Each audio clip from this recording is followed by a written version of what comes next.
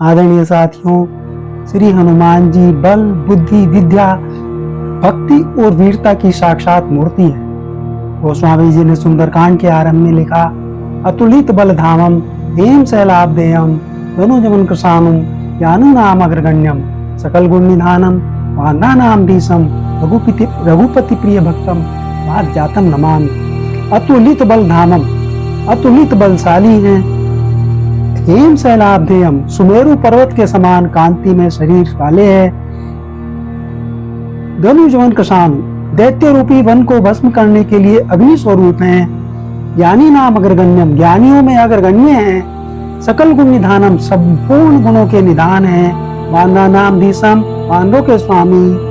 रघुपति प्रिय भक्तम, श्री रघुनाथ जी के प्रिय भक्त। वाद जातम नमामि, पवन पुत्र श्री हनुमान जी को मैं नमस्कार करता हूँ, श्री हनुमान जी को प्रणाम करता हूँ। आदरणीय सज्जनों, श्री हनुमान जी के जन्म के विषय में कई कथाएं प्रचलित हैं, परंतु कल्प भेद में सर्वाधिक मान्य कथा यह है कि श्री हनुमान जी का जन्म चैत्र मास शुक्ल पक्ष की पूर्णिमा को हुआ था।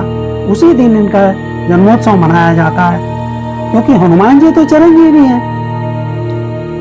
जब हनुमान जी सीता माता जी का पता लगाते हुए अशोक वाटिका में जाते हैं तो सीता माता जी को सभी बातें बताते हैं। गोस्वामी जी लिखते हैं, आशीष दीन राम प्रिय जाना हो तात बलशील निधाना अजर अमर गुण निधि सुत हो करो बहुत रघुनायक छो। सीता माता जी हनुमान जी को राम जी का प्रिय जानकर आशीर्वाद देती हैं कि हनुमान जी आप बल और शील के निधान हो और आप अजर, जो बुढ़ापे से रहित, अमर और गुणों की खान हो। श्री रघुनाथ जी आप पर बहुत कृपा करें। हनुमान चालीसा में गोस्वामी जी लिखते हैं, अष्ट सिद्धि नौ निधि के दाता असवर दीन जानकी माता सूक्ष्म रूप धरि सियहि दिखावा विकट रूप धरि लंक जरावा। सम्मान्य साथियों, अष्ट सिद्धि नौ निधि के दाता, यह सुनकर साधारण मानव मन में यह जिज्ञासा होना स्वाभाविक है कि अष्ट सिद्धियां क्या होती हैं। अष्ट सिद्धियों का वर्णन मार्कंडेय पुराण में आता है। अणिमा महिमा चैव लघिमा गरिमा तथा प्राप्ति प्राक्रम्य मीसित्वम वसित्वम चाष्ट सिद्धये। सिद्धि का शाब्दिक अर्थ है पूर्णता, प्राप्ति, सफलता। हनुमान जी को 8 सिद्धियां प्राप्त हैं। एक, अणिमा, स्वयं को अति लघु रूप में बना लेने की शक्ति। सुंदरकांड में वर्णन आता है, अति लघु रूप धरे हनुमाना बैठा नगर सुमरि भगवाना। हनुमान जी बहुत छोटा रूप बना करके लंका में चले जाते हैं, लंका में प्रवेश करते हैं। महिमा, स्वयं के शरीर को बहुत ही विशालकाय बना लेना। और स्वामी जी सुंदरकांड में लिखते हैं, मोरे हृदय परम संदेहा सुनि कपि प्रकट कीन निज देहा कनक भूतराकार शरीरा समर भयंकर अति बलवीरा।